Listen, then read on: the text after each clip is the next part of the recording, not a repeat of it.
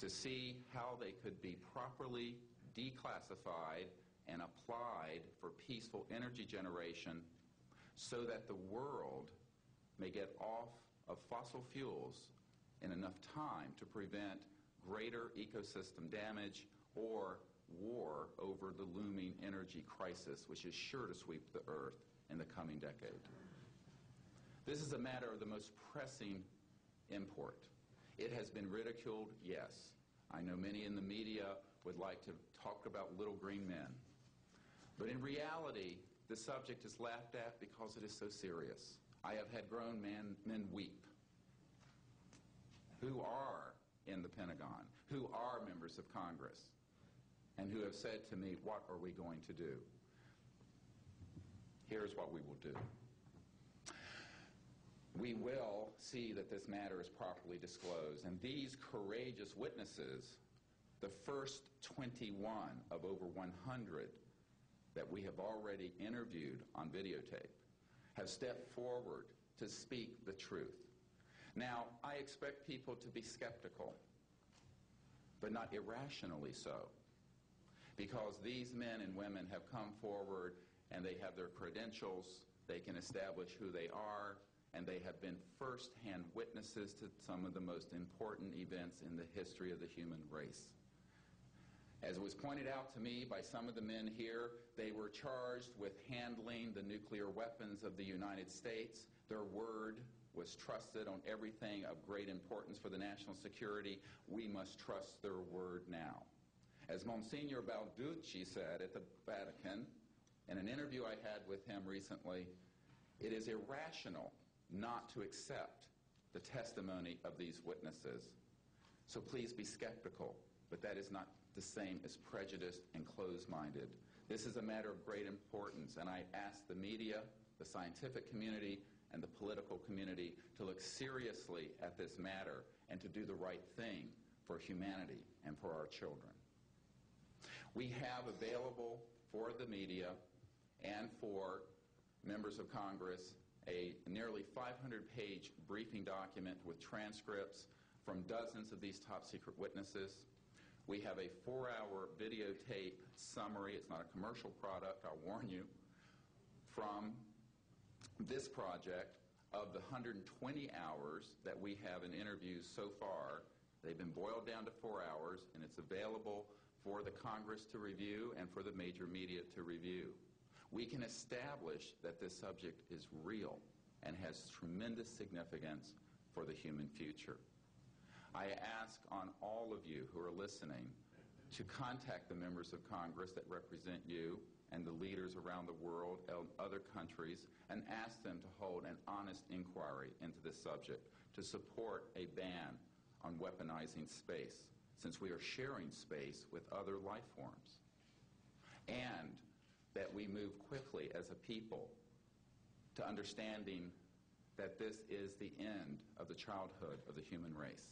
It is time for us to become mature adults in the cosmic civilizations out there.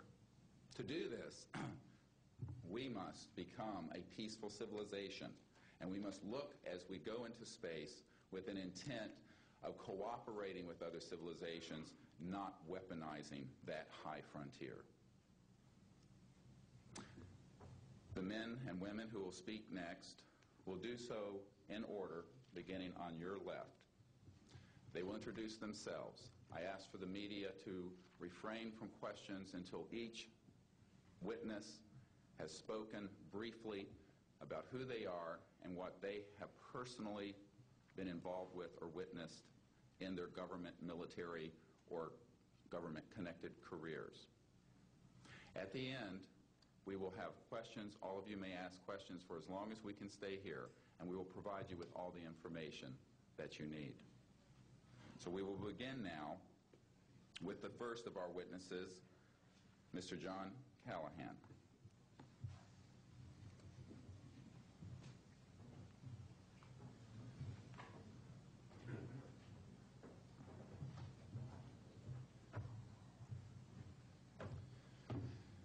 My name is John Callahan. I'm a retired FAA employee I was the division manager for the Accidents, Evaluation, and Investigation Division in D.C. About 2 years before I retired, I received a call from Alaska region where the region wanted to know what to tell the media. When I questioned, tell the media what, he says about the UFO, and it went downhill from there. What UFO? It turned out I told him what any government employee would do at that time was to tell him it's under investigation. And then I had him send all that data to the FAA's tech center in Atlantic City. The next day, my immediate boss, service director, Javi Safir, and I went to Atlantic City. I had just purchased a new video camera, and I videoed the event. And in Atlantic City, we had him play back on a scope, you would call it a scope, a plan view display, PVD, exactly what the pilot seen or what the controller seen, and we tied it in with the voice tape so we could hear exactly what the controller said and what he heard, and we taped it. We came back the next day, briefed the administrator, Admiral Ingen, on what happened. He wanted a 5-minute briefing. After we started the briefing, he wanted to know if he could see the video. We put the video on. He watched the video, the whole video. The next day, he set up a meeting for me to give a dog and pony show to President Reagan's scientific staff and whoever they brought over, and to hand off all that data to them. That morning in the FAA round room, it was either 9 or 10 o'clock, 3 men from Reagan's scientific staff, 3 CIA people, 3 FBI people, and I don't remember who the other guys were, along with all the FAA experts that I brought with me. They could decide or talk about the hardware and the software, how it worked. We put on a dog and pony show. We let them watch the video. We had all the data there. We had all the printouts that the computer put out. They got all excited over it. When it was all done, the CIA, one of the CIA men told the people they were now sworn to secrecy, that this meeting never happened and this event never happened. When I asked him why, I thought it was probably just a stealth bomber at the time, he says, well, this is the first time that we have recorded radar data on a UFO, and these guys are going to get all excited, drooling over all this data. I said, well, you're going to tell the public about it? And he says, no, we don't tell the public about this. It would panic the public. He says, we're going to go back and study this.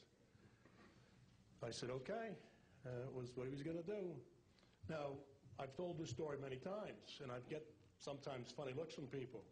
I have with me the voice tapes of the controllers that were involved, the FAA original tapes. See, after we handed this stuff off to the president's staff, the FAA didn't know what to do with it. We don't separate UFOs from real traffic, so it's not our problem.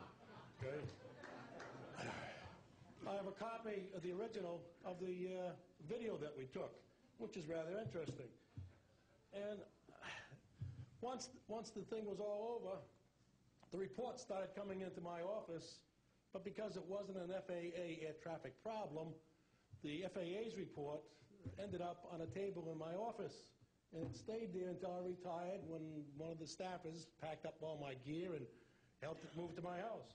Also, in a box I found just a few days ago, in my 1992 tax return, I have the target printouts from the computer data, which, so if you wanted to or look at every target that was up there at the time, you can now reproduce this from this piece of paper here. And it's called the UFO Incident, Japan 1648, I believe the number was. It happened on November the 18th, 1986. I'm prepared to go to Congress to swear before Congress that everything I've told you people and everything that is here is the truth. Thank you.